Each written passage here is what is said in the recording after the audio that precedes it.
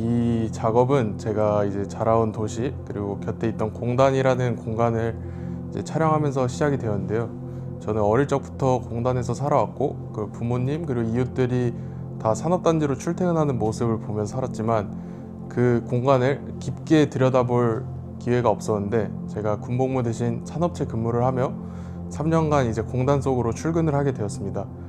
거기서 매일 오가고 그 근무를 하는 풍경 속 건물들을 점점 다르게 보면서 이제 이 건물들이 기능을 위해 세워졌지만 이 기능만으로 설명되지 않는 그 구조물들의 모습이 제게는 묘한 미학으로 느껴졌고요.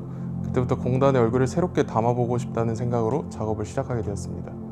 제가 말하는 의도하지 않은 아름다움은 계획이나 의식 없이 생겨난 존재 자체의 미를 얘기하고자 했습니다. 공단의 건물들은 누군가의 심리적 판단보다는 효율과 기능을 위해 만들어졌습니다. 하지만 그 속에서 반복되는 구조, 거친 재질, 낡은 흔적들이 오히려 독특한 리듬과 질서를 만들어낸다고 생각했습니다.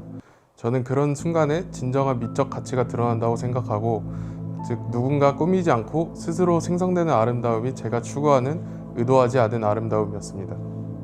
저에게 현실이랑 비현실의 경계는 제 인식의 지점이라고 생각하고 작업을 했습니다. 제가 하는 사진 작업은 단순한 기록이 아니라 건축적 요소를 재조합하고 해체해서 만드는 과정이라고 생각했고요. 그렇게 만들어진 풍경을 이제 실제 존재하는 공간이지만 동시에 현실에서는 볼 수 없는 구조로 만들어서 변형시켰습니다. 그 경계 위에서 현실이 낯설게 보이기도 하고 관객은 이제 자신이 알고 있던 공간을 새롭게 좀 해석하게 되는 느낌을 받을 수 있게 하였고요. 그리고 저는 그 틈에서 그 도시의 또 다른 얼굴, 우리가 무심히 지나쳤던 이제 풍경들을 새로운 표정을 발견하고자 했습니다. 네, 이번 그 작업을 하면서 저는 보이는 것과 제가 보지 못했던 것들의 차이점을 느낄 수 있었고요. 좀 익숙한 일상 속에서 그 안에도 낯선 아름다움이 숨어 있고 이제 그것을 바라보는 시선이 바뀌면 풍경의 의미도 완전히 달라진다는 것을 느꼈습니다.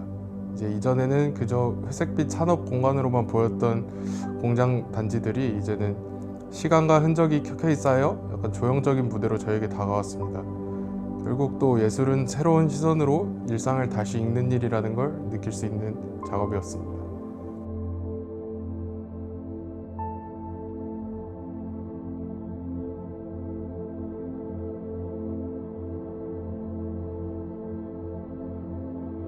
우연히 인스타그램을 보다가 드랙 문화를 접하게 되었습니다. 짧은 영상이었지만 강렬한 인상으로 남았고 그때부터 관심을 갖기 시작했습니다. 퀴어 문화 속에서 드랙이라는 장르를 선택한 이유는 나답게 드러낼 수 있는 가장 솔직한 방식이 그 안에 있다고 느껴졌기 때문입니다. 처음 마주했을 때 그들의 자신감과 솔직함은 강하게 다가왔습니다. 그 순간부터 드랙의 단순한 퍼포먼스가 아닌 존재를 선언하고 언어로 느껴졌습니다. 제가 쉽게 할 수 없는 이야기를 당당히 마주하고 표현하고 그들의 모습에 깊은 존경심을 느꼈습니다. 요즘에는 미디어와 사회 속에서 이러한 문화가 점차 드러나고 있는데 시간이 지나면서 이 문화가 어떻게 변화하고 발전해 나가는지 계속 질문이 남았습니다. 저에게 이 작업은 경계를 나누는 것이 아니라 서로의 경계를 이해하고 확장하는 과정이었습니다. 저 역시 처음에는 편견을 가지고 있었습니다. 하지만 작업을 진행하면서 그들의 문화가 아닌 우리가 함께 고민해야 할 문화라는 것을 깨닫게 되었습니다. 이번 과정을 통해 시선이 확장되고 사회가 다양한 문제를 어떻게 바라봐야 하는지 스스로에게 질문이 되었습니다.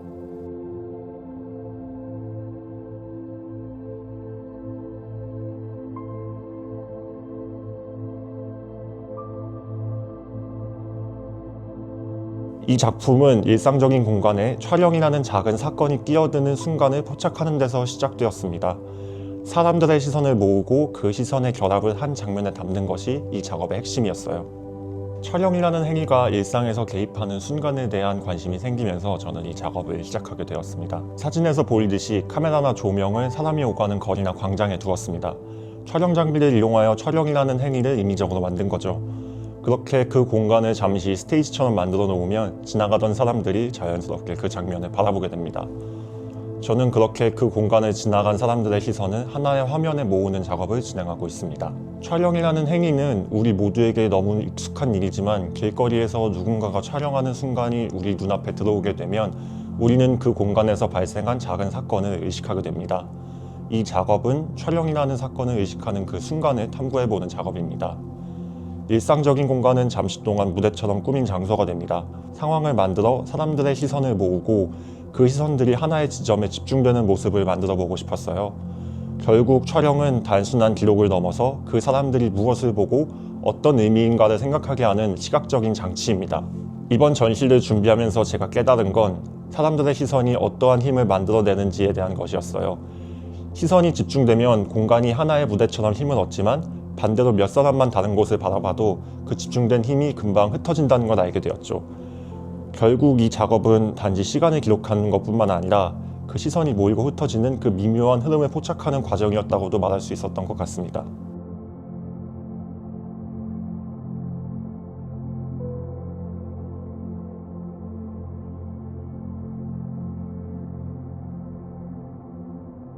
저의 작업은 줄곧 공간에 대한 탐구로 시작되었는데요. 제가 했던 작업들이 5디멘셜, 담배, 그 암수능을 소재로 한 작업이었는데 이번 작품 역시 공간에 대한 소재로 작업을 했습니다. 특히 어둠 속에서 풍경을 촬영했던 암수능 작업에서 직접적인 영감을 받았는데요. 고요한 자연 속에서 풍경과 하나가 되는 그 과정을 담아내던 중에 저는 점차 이제 생명력과 아름다움을 품은 광활한 자연에 매료되어가지고 이제 이러한 자연의 경외감을 느껴서 그때부터 이 작업을 시작하게 되었습니다. 저는 사진 속 폭포를 통해서 자연의 생명력 그러니까 즉 에너지를 표현하려고 노력을 했습니다. 같은 장소를 몇 번이나 올랐고 각기 다른 시간대에 찾아가며 다양한 모습을 포착하려고 노력했었거든요. 네, 사실 자연을 피사체로 담을 때 제 역량보다는 자연의 흐름이 더 중요하기도 합니다. 그래서 단순히 자연에 있는 것을 그대로 담기보다는 다양한 각도에서 포착된 이미지들을 조합하여 관람객이 단 하나의 시점에서는 결코 경험할 수 없는 전체의 아름다움을 창조하고자 했습니다. 우리는 대상을 바라볼 때 지표가 되는 큰 요소만 기억을 하고 세밀한 부분은 놓치기 엄청 쉽거든요. 그래서 이 작업은 이제 바로 우리가 일상에서 간과하는 자연의 모든 세밀하고 풍부한 아름다움을 한 장면에 응축하여 보여주려는 시도입니다. 우리는 인생을 살면서 큰 사건들만 기억하고 작고 세밀한 가치들은 쉽게 놓치곤 하는데요. 저의 사진은 자연의 여러 파편적인 요소들을 하나로 융합해서 한 장면으로 보여주는 것이잖아요. 저는 이거를 우리가 바쁜 일상 속에서 큰 아름다움만을 보고 주변 섬세한 아름다움을 놓치기 쉽다는 점에서 주목한 방식이거든요. 단일한 시각으로 보았을 때는 평범해 보았을지 몰라도 다양한 시각으로 관점을 바꿔 보았을 때 아름다워 보이는 것이 분명히 있거든요. 촬영을 갔을 때 산을 보면은 이게 과연 대한민국이 맞는가? 너무 아름다워서 그런 질문을 혼자서 던지곤 하거든요. 그래서 저를 포함한 현대인들이 자연을 넘어서 일상 속에서도 이 아름다움을 놓치고 있는 것 같아요. 그래서 제 작품을 통해서 모든 이들이 주변에는 늘 존재했지만 무심히 지나쳤던 아름다움을 깊이 성찰하며 나아가서는 앞으로의 삶의 풍경을 바라보는 시각 자체가 변화했으면 좋겠습니다. 이번 전시를 통해 저는 공간을 바라보는 다양한 시각에 눈을 뜨게 되었는데요. 원래는 한 가지 고민과 관심사로 한 피사체를 단일하게 바라보았다면 대상을 단순히 포착하는 것을 넘어서 더 깊이 있는 통찰을 시도하게 되었으며 특히 시간의 흐름 속에서 공간이 지니는 의미와 그 속에 깃든 아름다움에 대한 본질을 탐구하는 계기가 되었습니다.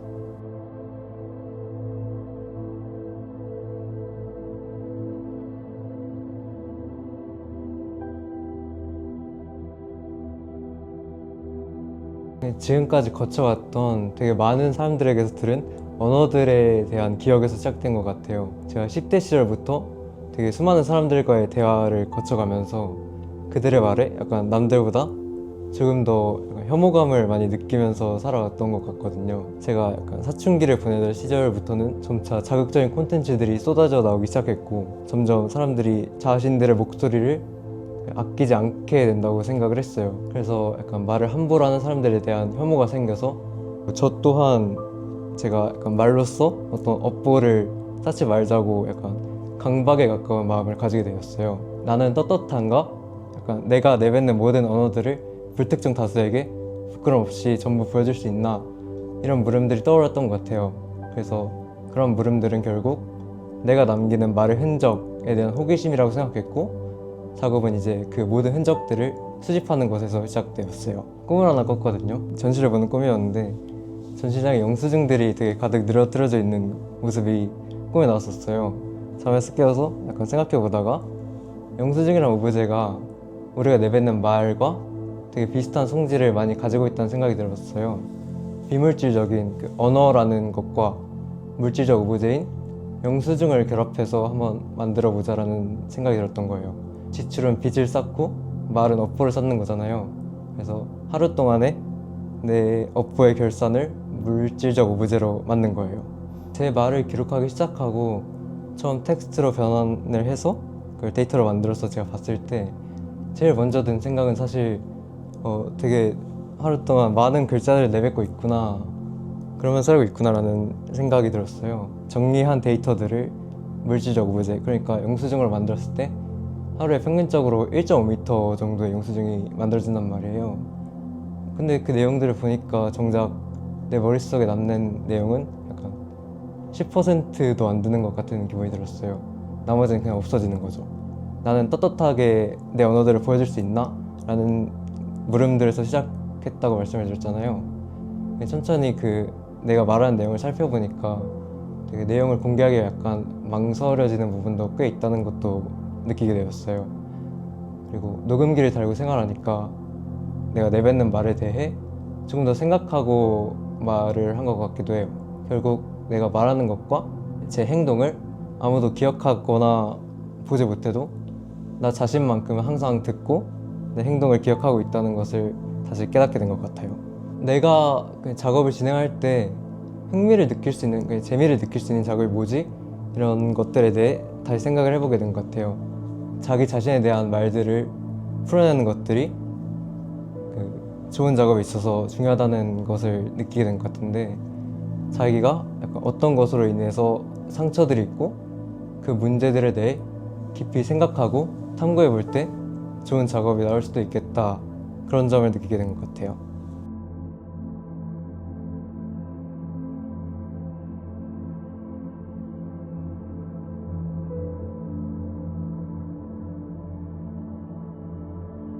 저는 원래 사람이 없는 조용한 장소를 좋아합니다. 하지만 현대 사회에서 그런 공간은 찾기가 쉽지가 않죠. 심지어 집 안에서도 완전히 고요한 순간을 만나기에는 어렵습니다. 그런 생각을 하던 중 예전에 산책길에서 마주쳤던 외딴 곳의 조용한 주택이 문득 떠올랐습니다.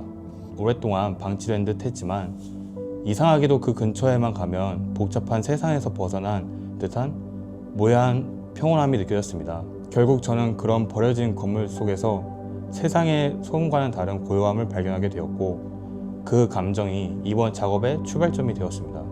몇 년 동안 강아지와 함께 산책하던 외딴 길 중간에 유독 눈에 띄는 커다란 주택이 하나 있었습니다.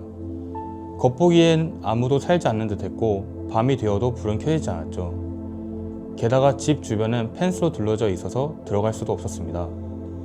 그런데 이상하게도 조용하고 외딴 곳에 커다란 집이 홀로 서 있는 그 분위기가 왠지 모르게 이끌렸습니다. 지금 돌이켜보면 아마 그 묘한 이질감과 호기심이 이번 작업을 시작하게 된 계기가 아니었나 싶습니다. 우리가 살아가는 대지에는 아파트, 호텔, 상가처럼 인류를 위해 지어진 수많은 건물들이 있습니다. 하지만 그런 건물들이 만들어지는 과정에서 흙이나 나무 같은 자연은 필연적으로 훼손될 수밖에 없습니다. 물론 대부분은 사람들에게 필요한 공간이 되지만 그 중에는 여러 이유로 완공되지 못하거나 공사비 문제로 중단된 채 시간 속에 멈춰버린 건물들도 많습니다. 그런 곳들을 찾아가 보면 처음엔 인간의 흔적만 남은 것처럼 보이지만 세월이 지나면 다시 자연이 그 자리를 촘촘히 덮어갑니다. 저는 그런 풍경을 볼 때마다 이것이 인간의 욕망이 남긴 흔적이구나 라는 생각을 하게 됩니다. 전국 곳곳에 방치된 건물들은 저마다의 사정을 품고 있습니다. 어떤 곳은 개인 간의 작은 채무 문제에서, 또 어떤 곳은 국가와 연관된 대규모 사업에서 비롯된 경우도 있죠. 이런 건물들을 실제로 찾아가 보니 그 사정은 생각보다 심각했습니다. 대부분의 현장에서는 유치권을 주장하는 사람들이 건물을 굳게 잠그고 외부인의 접근이나 사진 촬영을 철저하게 막고 있었습니다. 법적으로 판결이 나더라도 그들이 정당한 보상을 받기까지는 언제가 될지 모를 긴 시간이 필요하다는 점도 알게 되었죠. 저는 처음에는 단순히 버려진 건물이라는 시각에서 이 작업을 시작하게 되었지만 점차 그 이면에 얽혀있는 작은 문제, 정치적 관계, 그리고 그 속에서 기약 없는 싸움을 이어나가는 사람들의 현실을 보게 되었습니다. 결국 이 작업은 단순한 폐건물 기록이 아니라 그 안에 담긴 인간의 욕망과 갈등을 바라보는 시선으로 확증되었다고 생각합니다.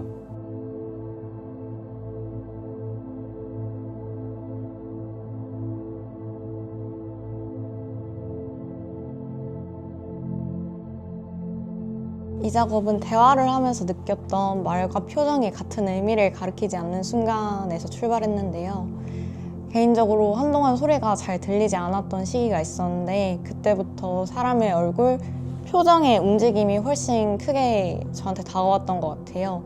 같은 문장을 반복해도 얼굴의 긴장이나 떨림은 매번 달라지고 그 작은 차이들이 대화의 방향을 바꾼다고 느꼈습니다. 그래서 그 지점을 감정의 표현을 하는 것보다 감정이 시간과 감각의 구조로 드러나는 과정을 보고 싶었고 움직임을 일정한 규칙 안에서 분석하고 그 변화를 시각적으로, 청각적으로 옮겼습니다. 저는 표정의 변화 속에서 규칙과 우연을 서로 보완하면서 작용하는 거라고 생각합니다.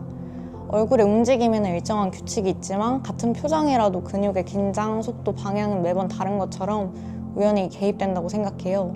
하지만 규칙이 없으면 정보 전달의 효율성이 떨어지고 우연이 없으면 감정의 진실성과 다양성이 떨어진다고 생각해 두 요소는 서로 보완된다고 생각합니다. 이 작업은 감정의 의미를 번역하기보다는 감정이 다른 감각으로 전환되는 방식을 다루고 있습니다.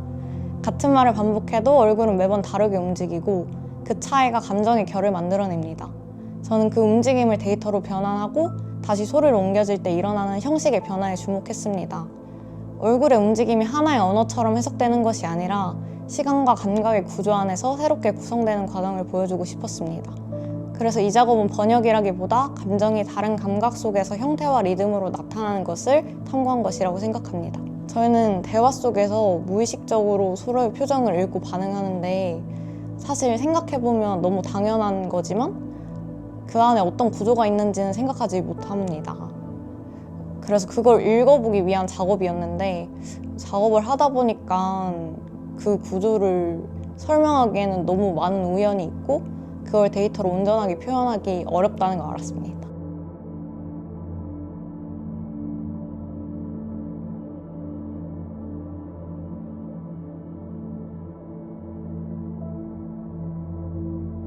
이번 작품은 작년 여름에 이제 스페인 산티아고 순례길을 갔다 오고 나서 느낀 감정을 토대로 작업을 시작했습니다.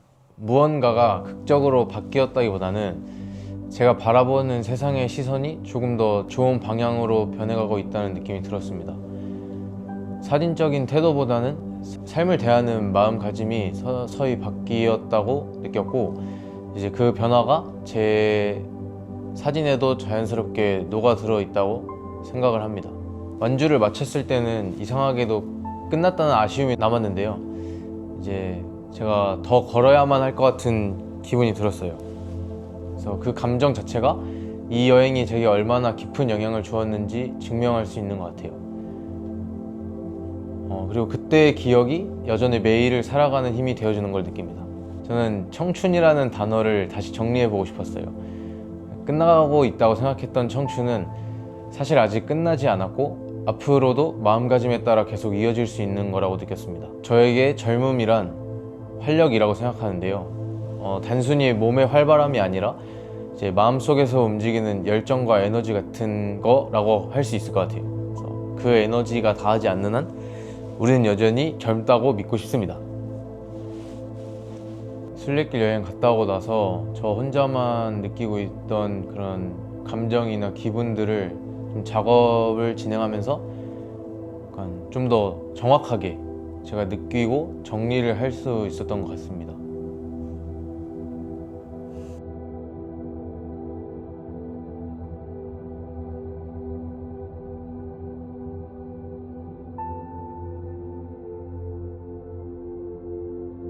제가 제가 몽골 여행을 갔다가 돌아오는 비행기에서 엄청 심하게 난기류를 겪은 게 시작이었어요. 그때 엄청 불안감이랑 공포가 너무 강하게 남아있어서 이걸 작업으로 표현해봐야겠다 한 게 시작이었어요.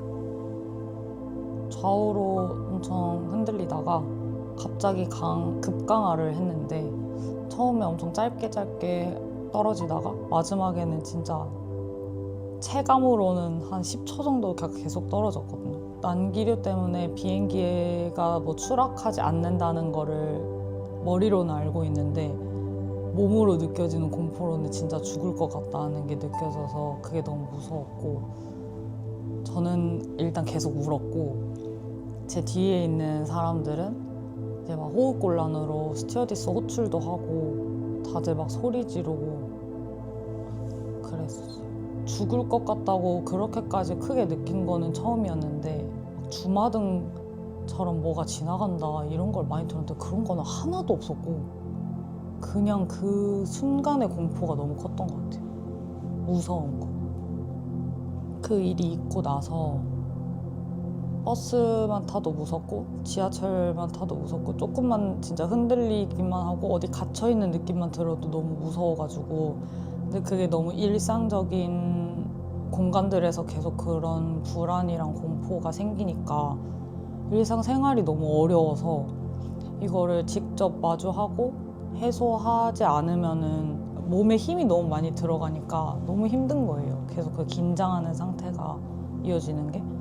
그래서 이게 그냥 그때 무서웠었지로 끝나는 게 아니라 좀 마주하고 파고들고 그래서 좀 무뎌지든 해소가 되든 해야 될 것 같아서 그래서 하게 됐어요.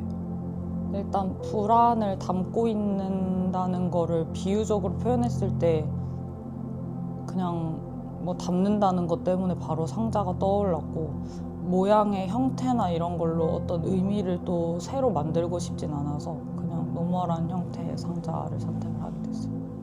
어떤 걸 느꼈으면 좋겠고 이런 게 있진 않고 오히려 이걸 보고 다들 무슨 생각을 하는지가 더 궁금하거든요. 사실 그냥 힘들겠다 이렇게만 느껴지는지 뭐 하는 거지 이렇게 느껴지는 건지 아니면 뭔가 어떤 생각이 들려나 이런 게 더 궁금한 게 크긴 한데 그래도 뭔가 알았으면 좋겠는 거는 불안이나 뭐 공포 트라우마 같은 게 있어도 계속 앞으로 갈 수 있다 이런 거를 좀 알면 좋지 않을까 생각해. 터뷸런스를 겪으면서 시작한 불안과 공포였지만 그 외에 뭔가 알지 못하는 기억 안 나는 이유들로 가지고 있는 불안이나 공포, 트라우마 이런 게 다 있잖아요. 저한테 너무 커져서 잠이 안 온다거나 생각이 너무 많아졌거나 이럴 때 머릿속으로 이제 그 생각을 접는 듯한 이런 시각적인 시뮬레이션 하는 게 생긴 게 좀 좋았어요.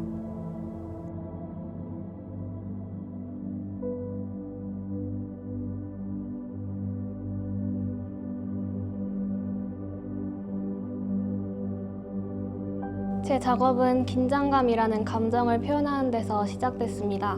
처음엔 물체들이 불안하게 놓여있는 모습에서 느껴지는 긴장감이 흥미로웠고 그게 시간이 지나면서 점점 균형이나 불안정한 상태로 확장됐어요. 그래서 그 감정을 과일 조각들을 쌓아 올리는 형태로 옮겼고 금방이라도 무너질 것 같은 장면 속에서 잠깐 유지되는 균형의 순간을 담고 싶었습니다. 처음엔 그냥 형태적으로 흥미를 느껴서 시작하게 됐어요. 불안정하게 쌓여있는 물체를 보면 묘하게 긴장감을 느꼈는데 겉으로는 아무렇지 않아 보이는 것 같지만 사실 그 안에는 균형을 이루려는 힘이 느껴지는 게 재미있었습니다. 그래서 잘려진 과일 조각들을 쌓으면서 금방이라도 무너질 것 같은 그 짧은 균형의 순간을 담고 싶었습니다. 사실 과일은 익숙한 소재지만 종류마다 다양한 모양과 색을 가지고 있잖아요. 자연이 가지고 있는 색 자체가 저한테 흥미롭게 다가온 것 같아요. 과일 껍질의 색과 속 안에 있는 색이 다르게 보이는 것도 재미있었습니다. 잘라지거나 쌓이면서 생기는 표면의 질감과 색의 변화가 자연스럽게 느껴졌던 것 같아요. 사실 촬영하면서 과정은 꽤 불안정했는데 조각들을 세워놓으면 금방 다시 무너지고 그래서 다시 쌓고 또 찍고 섞고 찍고 하는 게 반복됐었어요. 근데 사진으로 남겨지는 건 그 중에 단 한순간이잖아요. 그래서 무너지는 순간도 포함해서 제 작업의 일부라고 생각했던 것 같습니다. 우리가 매일같이 보는 과일이지만 어떻게 쌓거나 어떤 구도로 찍느냐에 따라서 전혀 다르게 보일 수 있다는 생각이 들었어요. 저는 그 익숙한 대상을 조금 낯설게 보여주고 싶었습니다. 여러 개의 과일을 자르고 하나의 형태로 만드는 과정에서 원래의 모습이 조금씩 사라지고 또 새로운 이미지가 만들어졌다고 느꼈어요. 또 일부러 형태를 다르게 자르거나 불안정하게 쌓아서 보는 사람이 이게 뭐지? 하고 잠깐 멈추게 만드는 그런 느낌이 좋았습니다. 그렇게 일상적인 것들이 다른 모습으로 보일 때 그 안에서 새로운 감정이나 분위기가 생기는 게 재미있었습니다.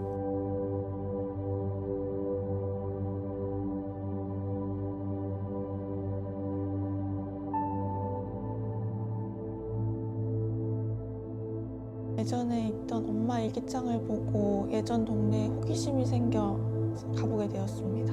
처음에 그냥 어릴 적 사진을 보고 똑같이 재현하고 싶다는 생각이 들었는데요. 지금 어떻게 변했는지도 궁금해서 찾아가 보게 되었습니다.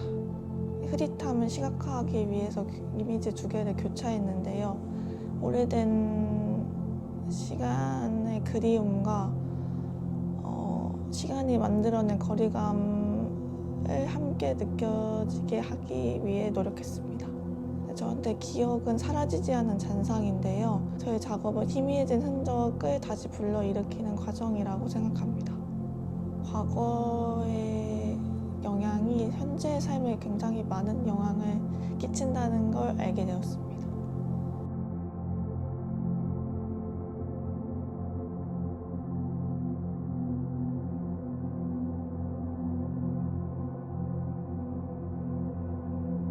이 작업은 사진을 하고 싶지 않다는 생각으로부터 시작되었습니다.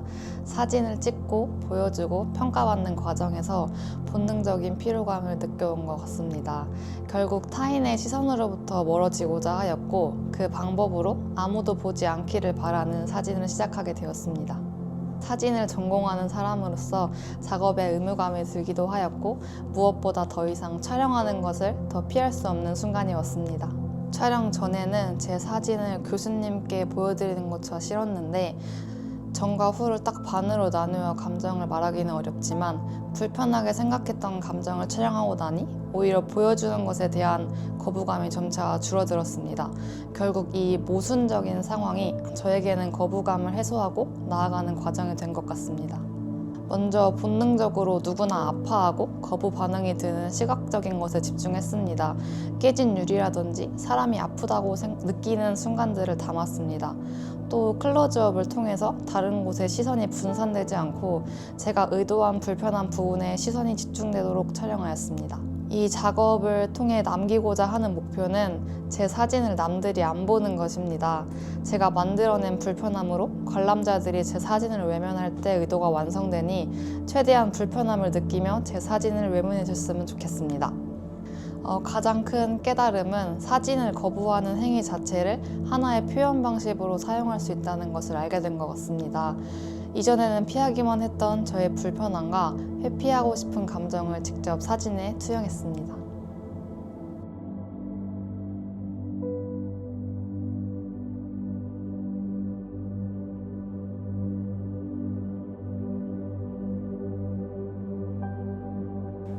부모님에 대해 생각하다 문득 왜 서먹해졌는지 이유조차 떠오르지 않더라고요. 그만큼 오랜 시간이 지났고 이유도 없이 감정만 남았구나 싶었어요. 그때부터 이번에는 내가 먼저 어머니께 다가가 보고 싶다는 생각으로 시작했던 것 같습니다. 이야기를 하면서 과거에 대해 깊이 파고들고 싶진 않았던 것 같아요. 지금을 좀 더 촬영하고 싶었는데 그 방법이 이제 어머니와 함께하고 있는 그 당시를 촬영하거나 기억의 장소를 찾기도 하면서 이제 그때의 감정을 끄집어내기보다는 이제 전과 변하거나 다르게 보이는 점을 찍으려고 했던 것 같습니다. 작업을 시작하던 시기에는 제가 성인이 되어서인지 어머니도 하지 않던 이야기를 많이 들려주셨는데 제가 기억하는 것과 달랐던 그런 어머니의 마음을 들어볼 수 있었던 시간들이 기억에 남는 것 같습니다. 하나의 명확한 감정을 생각하면서 촬영하기보다는 헤매고 머무르는 과정에서 느껴지는 감정들을 담아내보고 싶었습니다. 촬영한 사진을 오래 보면서 그리고 나눴던 대화를 생각하면서 새롭게 떠오르는 기억들도 있었고요. 알지 못하던 그때 사정을 알게 되면서 묻어둘 수 있는 기억도 생긴 것 같습니다. 그때를 다시 상상해보고 생각을 달리 해볼 수 있는 순간들이 있었던 것 같아요. 기억도 사진도 시간이 지나면 결국 어느 일부분만 남는 것 같아요. 다 알 수 없고 기억해낼 수 없는, 하지만 없는 부분에 집착하지 않고 그 일부를 소중히 간직할 수 있는 법을 알게 된 것 같습니다.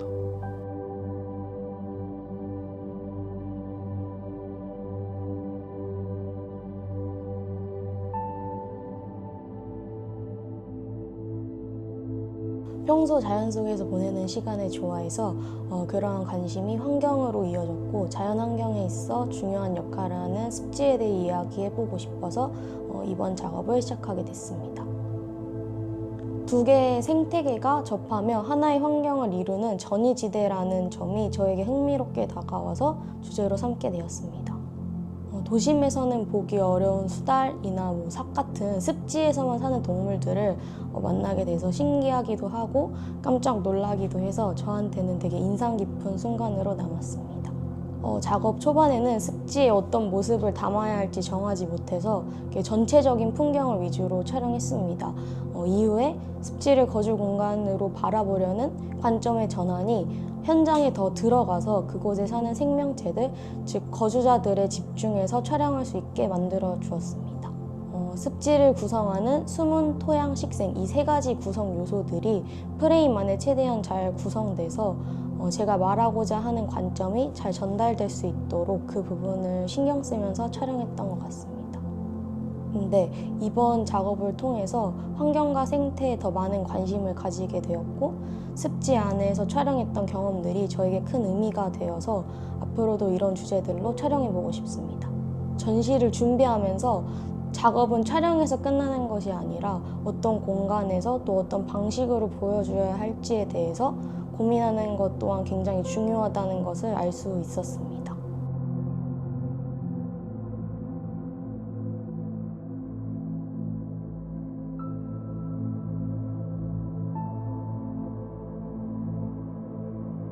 별을 촬영하면서 가장 크게 느낀 감정은 행복함과 기쁨이었어요. 별은 촬영할 때 항상 사랑스럽게 웃는 모습으로 있어줬습니다. 별에 있는 그대로의 무해하고 순수하고 사랑스러운 에너지에 별을 촬영하면서 저도 웃으면서 행복하게 촬영했습니다. 이 생각은 별과 함께 살아가면서 자연스럽게 생기게 됐습니다. 별이 어떤 모습으로 존재하든 별은 여전히 별이고 소중한 존재입니다. 이후 다른 동물들을 촬영하면서도 불완전함 속에서도 자신만의 방식으로 주체적으로 살아가는 존재들의 아름다움을 계속 보게 되었고, 존재는 그 자체로 충분하다는 신념이 더 확고해졌습니다. 가장 중요하게 생각한 건 연민의 시선으로 바라보지 않는 것이었어요. 저는 그들을 불쌍한 대상으로 표현하고 싶지 않았어요. 대신 그들의 눈빛이나 자세에서 느껴지는 생명력, 강인함을 중점적으로 담고자 했습니다. 촬영할 때는 그들의 주체적이고 활발한 태도, 고유의 아름다움을 담는 데 집중했어요. 비춰지거나 생각되는 모습이라는 뜻도 가지고 있는 초상은 그 속에 제가 담고자 한 건 단순한 외형이 아니라 존재의 내면과 삶의 태도였어요. 초상은 결국 그 존재가 살아온 시간과 흔적을 담는 방식이라고 생각해요. 그래서 사람뿐 아니라 동물에게도 그 개념이 충분히 적용된다고 봤어요. 존재의 초상은 겉모습이 아니라 존재의 생명력과 에너지를 기록한 초상이에요. 관객들이 이 사진들을 편견 없이 있는 그대로 바라봐주면 좋겠어요. 겉으로 드러나는 상처나 결핍보다 그 내면에 담긴 생명력과 그들의 에너지에 집중해 주셨으면 좋겠습니다. 완벽하지 않아도 각자 자신만의 방식으로 살아가는 모든 존재가 충분히 의미 있고 아름답다는 걸 느껴주면 좋겠어요. 그들은 연민의 대상이 아니라 각자의 방식으로 빛나고 있는 존재들입니다.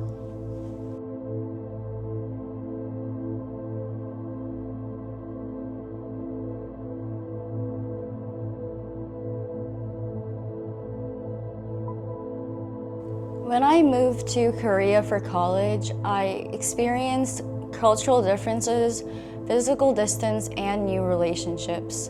Yet these circumstances made me realize with more clarity that even across differences, deep connection is possible through trust and understanding. This project began as a record of shared time, but it gradually became a process of reflection, an attempt to understand what intimacy is beyond physical closeness. Though the message is delivered through the portrayal of my relationship with Keandre, the work represents both my personal experience and the shared need for intimacy that all humans can relate to. It affirms that intimacy, trust, and presence are not trivial, but essential to human life. I don't expect viewers to interpret one specific plot or message. Instead, I hope they can feel a sense of intimacy through the images, in gestures, stillness, and the small traces of care. The work invites viewers to reflect on their own experiences of connection and to recognize how presence can exist quietly, even across time and distance. I think intimacy is not something that happens naturally. It's something built through choice, attention, and trust. Distance doesn't erase connection, it reshapes it. Over time, I've come to the realization that closeness exists not only in physical presence, but in the actions of quiet care, patience, and mutual understanding that sustains it.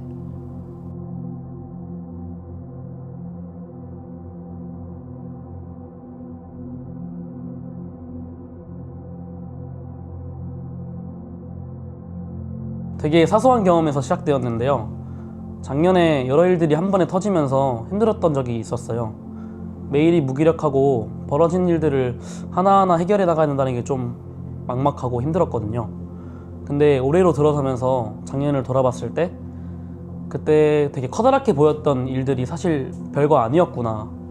결국에는 시간이 지나면 똑같아 보이기도 하는구나 라는 경험이 자연스럽게 작업으로 이어졌던 것 같아요. 앞서 말씀드린 내용이랑 비슷하게 저의 의도와는 달리 저를 힘들게 하거나 좋게 했던 일들이 되게 전부였던 적이 있었는데 돌이켜보면은 하나의 이야기로서 해소될 때가 있는데 아마 모두에게도 그런 경험이 있다고 생각을 해요. 그래서 이런 경험을 통해서 하루하루 다른 일상이 삶이라는 큰 관점에서 봤을 때 결국 같음으로 수렴된다고 생각했어요. 제가 이번 전시를 통해서 보여드릴 사진들은 사실 작은 공에 물감을 묻히고 저의 의지와는 다르게 튀겨진 상태를 촬영했어요. 다양한 형태로 묻어난 물감을 보는 사람에 따라서 의미가 달라진다고 생각을 하는데 좋고 싫음이 섞여 있는 각자의 상황이 될 수도 있고 살아가는 방식 등의 차이가 될 수도 있겠죠. 그래서 저의 전시에서는 같음을 보여주는 공 그리고 캔버스 안에서의 다름을 각자가 해석해봤으면 하는 바람입니다. 작업을 하기 전에는 좀 흘러가는 대로 살았던 것 같아요. 별일이 없으면 됐지 하면서 이렇게 지내왔었는데 언제 어떻게 바뀔지도 모르는 이 하루가 이번 작업을 통해서 다시금 소중하게 느껴지면서 최선을 다해 놀고 집중하고 쉬면서 오늘에도 집중하자 라는 마음가짐을 가지게 된 것 같습니다.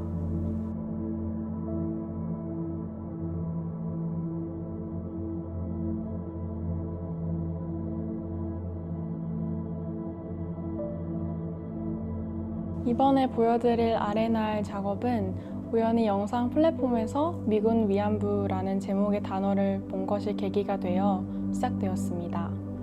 몰랐던 단어를 따라 리서치를 해 나가다 보니 한국 근현대사 속에서 상대적으로 조명되지 않았던 역사 안에 있었던 일이라는 것을 알게 되었습니다.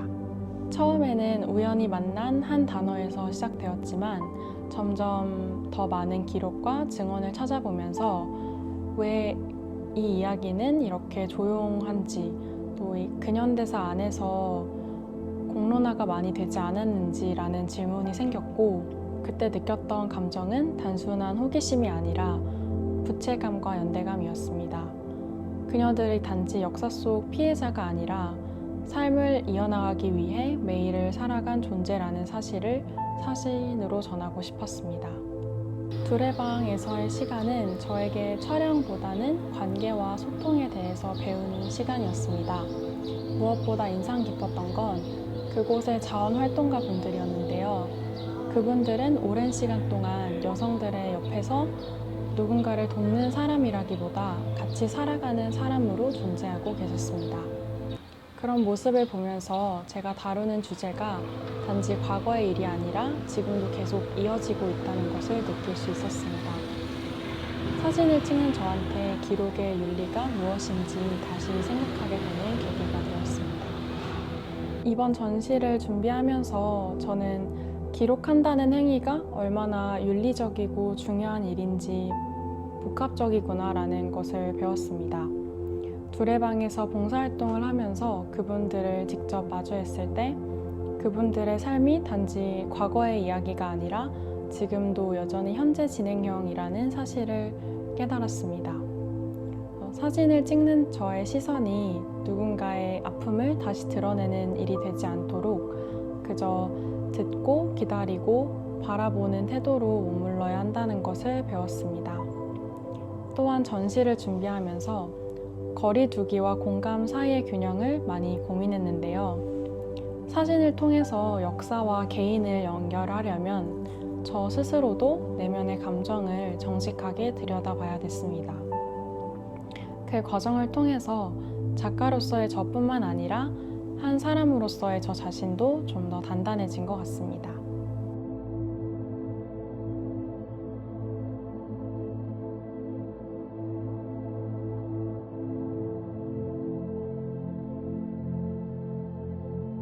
이번 작업은 저의 개인적인 경험에서 비롯한 감각이 재구성되는 순간에서 출발하게 되었는데요. 제가 사진을 전공하기 시작하면서 베리어 프리에 관심을 가지게 되었고, 이러한 개념에 대해 지속적인 시선을 가지고 작업을 이어오면서 장애인 예술단체에서 진행한 움직임 워크숍에 참여할 기회가 있었어요. 워크숍에서 다양한 사람들과 함께 몸을 움직였고, 그동안 시도해보지 못했던 동작들을 경험하게 되었습니다. 그래서 서로의 힘이 교차하면서 중심을 잡아가는 동작들을 경험했을 때 그 순간이 제게 익숙하게 굳어졌던 감각을 낯설게 재구성시켰고, 저는 그 경험을 바탕으로 사진 매체를 통해 시각화하고자 했습니다. 저는 사진이 개인적인 경험이나 서사를 통해서 더 넓은 세상을 바라볼 수 있는 시야를 선물해 준다고 생각하는데요. 이번 작업에서 워크숍 참여가 그 전환점이 되었습니다. 타인의 몸이 제 몸과 맞닿으면서 서로 힘을 주고받는 동작 속에서 보이지 않는 긴장감이 생겼고, 그 순간 경험이라는 감각이 제 인식 속에서 재구성되는 순간을 경험하게 되었습니다. 그 이후로 저는 세상을 이전보다 더 넓고 유연한 감각으로 바라보게 되었던 것 같아요. 이렇게 확장된 시야 속에서 작업이 출발되어지는 과정 자체가 제 스스로가 느끼는 가장 큰 변화라고 생각합니다. 먼저 저에게 균형은 단단해져가는 과정이라고 생각하는데요. 삶 속에 내재되어 있는 균형이 한번 자리를 잡으면 그대로 유지되는 것이 아니라 계속해서 흔들리는 유동적인 상태에 더 가깝다고 느껴졌어요. 그래서 저는 이 관계가 일상 속에서 우리를 더 견고하게 이어지게 하는 힘이라고 생각했습니다. 이러한 생각을 바탕으로 작업을 녹여낼 때 단순하게 균형의 형태를 표면적으로 드러내기보다는 관람자로 하여금 그 감각을 상상할 수 있도록 만들어내는 것이 중요하다는 생각이 들었어요. 그래서 작업을 구성하는 이미지들을 오브제나 인물의 몸짓 언어를 통해서 은유적으로 느껴질 수 있도록 바라보며 작업을 진행했습니다. 이번 전시를 준비하면서 생긴 전환점은 제 작업이 출발하게 된 근원적인 감정과 그 과정을 섬세하게 탐구하는 태도였는데요. 작업 초기에 결과적인 이미지들에만 집중을 하다 보니까 계속해서 브레이크가 걸리는 순간이 생기더라고요. 그래서 작업자로서의 태도에 있어서 이 지점을 다시 재정립해야 하지 않을까라는 생각을 하게 되었어요. 그때부터 제가 이 작업을 어떻게 시작하게 되었고 어떤 경험에서 비롯해서 감각에 중점을 두고 있는지에 대해 좀 더 면밀하게 들어보게 되었던 것 같아요. 그래서 그 후 이미지를 구성하는 데 있어서 한 장 한 장 온 마음을 다해 집중해서 촬영할 수 있었던 것 같습니다.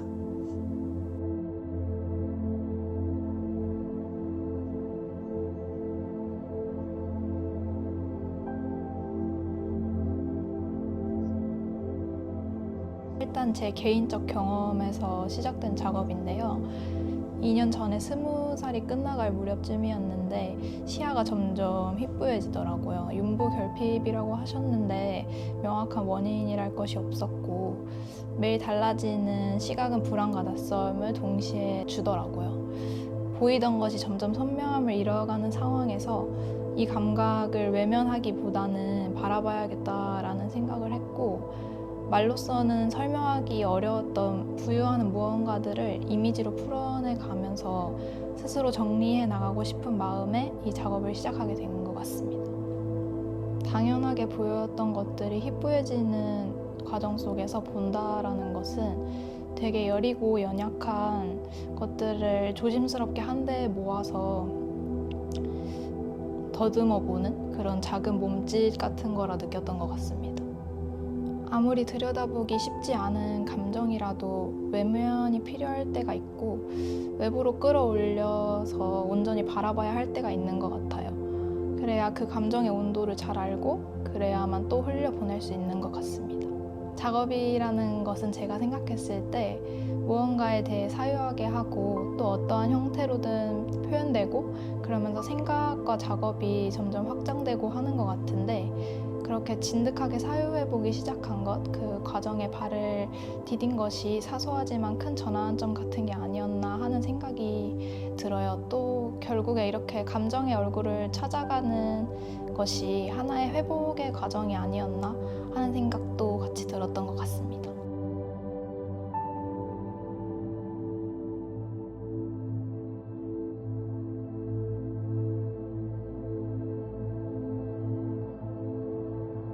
이번에 공개하게 된 노맨스랜드 작업은 제가 기존에 작업하던 작업의 결과는 조금은 다른 사진적 언어로 시작이 되었는데요.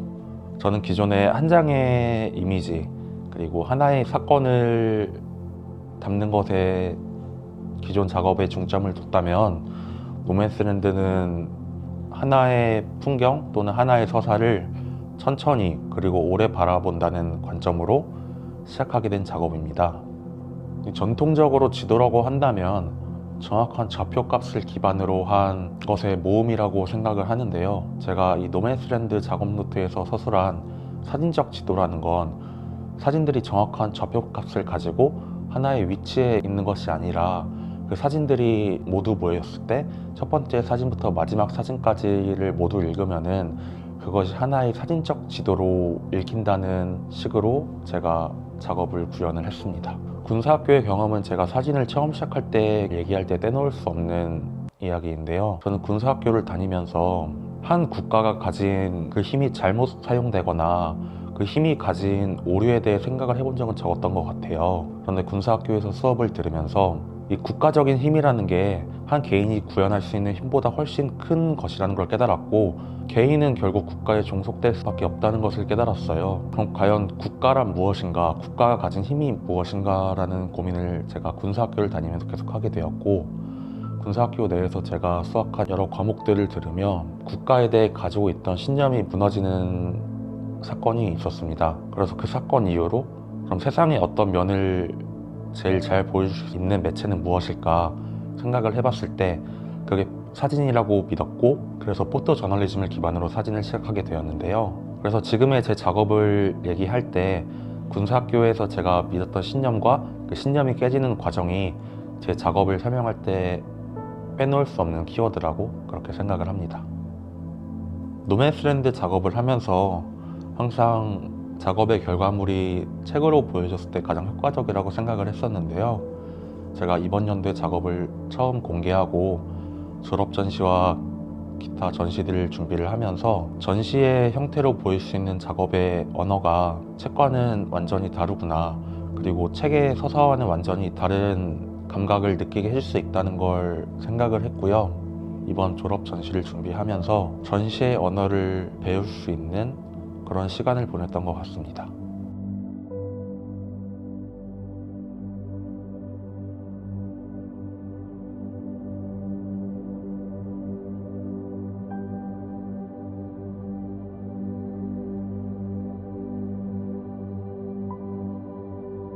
업무로 건축 사진, 인테리어 사진을 촬영하게 된 계기로 건축에 대해 관심을 가지게 되었고, 자연스럽게 관점이 확장되어 우리가 살고 있는 공간인 도시와 거기서 오는 구조적, 사회적 문제에 대해 고민을 하게 되었습니다.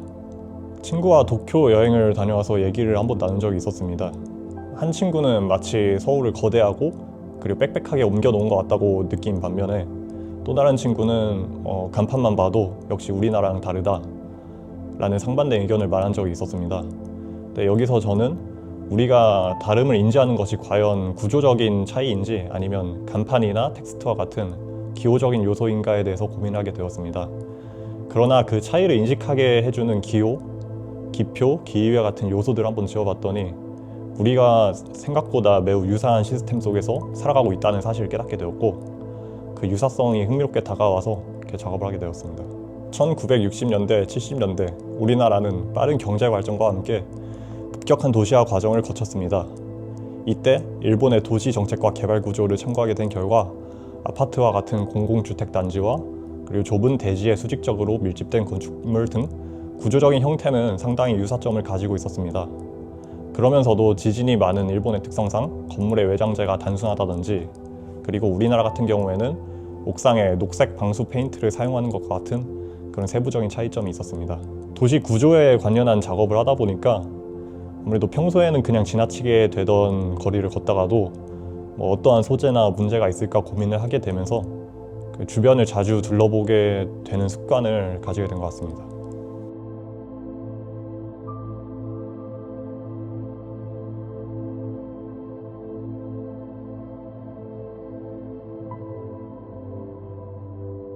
작업은 늘 폐차장에서 시작되는데요. 처음에는 단순하게 폐차장을 다르게 보여주려면 뭔가 그 안에 물건을 색다르게 조합하면 되지 않을까, 그런 생각에서 시작을 했어요. 그래서 이번에는 조금 다르게 그 안에 있는 오브제들을 재구성해보는 방식으로 접근을 했는데요. 작업을 하다 보니까 그냥 오브제를 만드는 걸로 끝나지 않더라고요. 폐차장에서 일하는 삼촌을 도와 차를 분해하고 용접을 배우고 실제로 일을 하면서 재료들을 만졌어요. 뭔가 그러다 보니 멋있게 보여주는 작업보다는 제가 그 안에서 느끼는 뭔가 그 폐차장 안의 공기나 움직임이 자연스럽게 드러났고, 인위적으로 꾸미기보다는 그 공간 안에서 어떻게 놀고 어떻게 반응하는지가 중요해졌어요. 그래서 이번에는 그 과정과 그걸 통해 나온 무언가를 그냥 있는 그대로 기록하는 방식으로 가게 되었습니다. 일단 폐차장은 저한테 굉장히 추억이 많은 공간이에요. 근데 언제 한번 영화를 보다가 폐차장이 들어오면 땅값이 떨어진다는 대사를 들었는데 그 말이 되게 인상 깊었어요. 사람의 손으로 만들어진 차를 마지막으로 해체하기 위한 공간인데 되게 단편적으로만 보고 부정적인 시선으로 바라본다는 게 좀 모순적이고 불편하다고 느꼈거든요. 그래서 그 생각이 계속 남아서 이후에는 제가 바라보는 폐차장의 이야기를 작업으로 풀어보고 싶다는 생각을 했습니다. 아무래도 메탈 소재의 부품들이 많고 이물질이 많이 붙어 있다 보니까 서로 연결하거나 고정시키는 데 신경을 많이 썼던 것 같아요.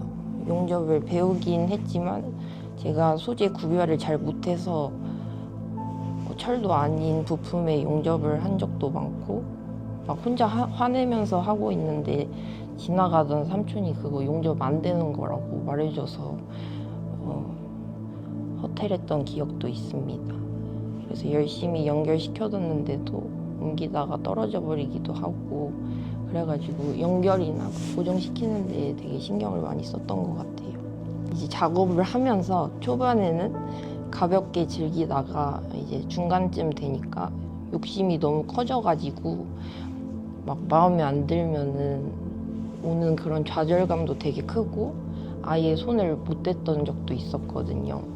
그래서 이런 마음을 내려놓으니까 오히려 더 솔직하고 용감하게 할 수 있었던 것 같아요. 그래서 필요에 따라 뭔가 무식하지만 용감한 사람이 되는 게 되돌아봤을 때 중요한 포인트였던 것 같습니다. 인생은 제 뜻대로 되는 게 없다는 걸 느꼈어요.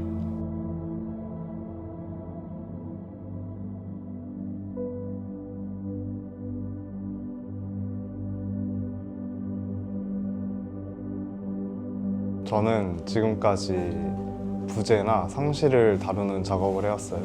예를 들어서 뭐 멀어진 가족 관계나 폐교된 초등학교와 같은 자연스럽게 죽음이나 장례에 대해서 관심을 가지게 되었고, 그러던 중 무연고 사망자 공양 장례를 알게 되어서 현장에 방문도 하면서 작업이 시작되었던 것 같아요. 가장 크게 다가왔던 건 영정사진인 것 같아요. 생각해보면 우리가 장례식장에서 딱 처음 직접적으로 마주하는 것은 영정사진 속의 그잖아요. 그 액자 속의 얼굴이 그가 존재하였음을 증명하고 삶을 대변하는 게 아닐까. 근데 그 액자가 비어 있으니까 유독 하얗게 느껴졌던 것 같아요. 제가 알 수 있는 건 그 이름이나 나이 같은 기록적 정보만 나온 것 같아서 그런 걸 마주하니 기억되지 않은 죽음들이 많겠구나, 뭐 그런 생각을 하게 된 것 같아요. 흰 종이가 들어있는 액자들을 모아둔 것은 개인의 정보는 배제되고 기록이 실패한 현실을 시각적으로 이렇게 물화하려는 시도였어요. 부재의 벽이라고 제가 칭했는데 거기 앞에 섰을 때 통계적 규모와 각 액자가 담고 있는 그 고립의 익명성을 동시에 마주하게 하고, 어쩌면 이게 보는 사람들이 나에게 무관하지 않은 일이라는 걸 인지했으면 하는 바람이 있습니다.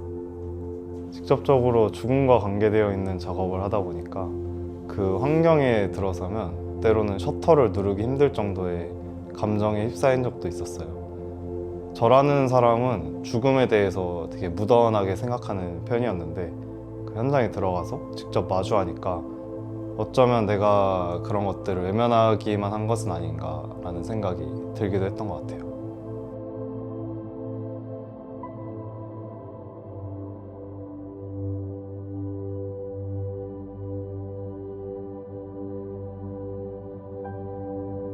작년 4월부터 5.18 민주화운동을 다루는 작업을 이어왔습니다.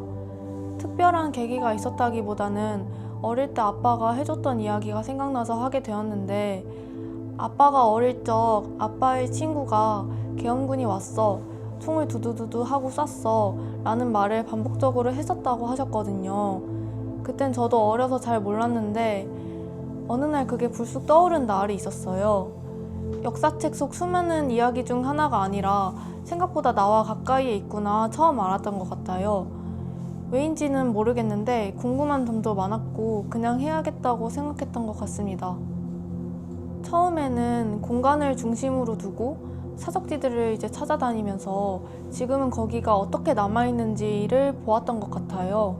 그대로 보존되어 있는 곳도 있고 새 것 같은 곳도 있었어요. 촬영하면서 제 시선이 좀 달라진 것 같은데, 광주에 가면 5.18 민주화운동을 알리는 건물과 장소들이 정말 많아요. 당연히 잊혀지면 안 되는 역사이지만 저는 역사를 보존하는 데 있어서는 의문이 들었던 것 같아요. 그래서 그런 감각을 어떻게 이미지로 표현할 수 있을지 그 고민을 가장 많이 했던 것 같습니다. 역사는 과거잖아요. 이미 실제하는 게 아니라 기억 속에서만 존재한다고 생각하는데요. 그래서 완벽하게 똑같은 경험은 다시 할 수 없잖아요. 같은 강물에 2번 발을 담글 수 없다는 말처럼 건물도 그 공간이 지나온 시간과 맥락 없이 다시 되돌릴 수는 없다고 생각해요. 그런데 사람들은 보존과 활용이라는 문제 앞에서 무언가를 다시 채워 넣거나 예전으로 되돌리려는 시도를 많이 하잖아요. 물론 그런 변화가 필요할 때도 있지만 저는 원형을 간직한 사적지가 활용이라는 이름으로 새로운 모습으로 변하면서 그 정체성과 집단의 기억이 훼손되지 않았으면 좋겠다고 생각합니다. 현장을 기록할 때는 눈에 보이는 풍경보다 그 공간이 내뿜는 공기나 온도 같은 걸 더 의식했던 것 같습니다. 시간이 멈춘 것처럼 느껴지는 순간들이 있었거든요. 그래서 색감이나 톤도 그 공기의 밀도나 조용한 긴장감이 느껴질 수 있도록 최대한 절제하려고 했던 것 같습니다. 제 감정을 입히지 않기 위한 노력을 했던 것 같고 장소가 가진 것 자체를 드러내고 싶었습니다. 이번 전시를 준비하면서 기억이라는 게 단순히 과거를 회상하는 게 아니라 지금의 나와 또 우리들과 어떠한 형태로든 연계되어 있다는 것을 많이 느꼈어요. 처음에는 단순히 과거의 흔적을 기록한다고 생각했는데 촬영을 계속 하다 보니까 내가 어떤 시선으로 그 장소를 바라보는지가 더 중요한 것 같다는 생각을 했고 결국 보존이라는 것도 물리적인 형태만 남기는 게 아니라 그 안의 감정이나 맥락을 지키는 일일 수도 있겠다는 걸 깨달았던 것 같아요.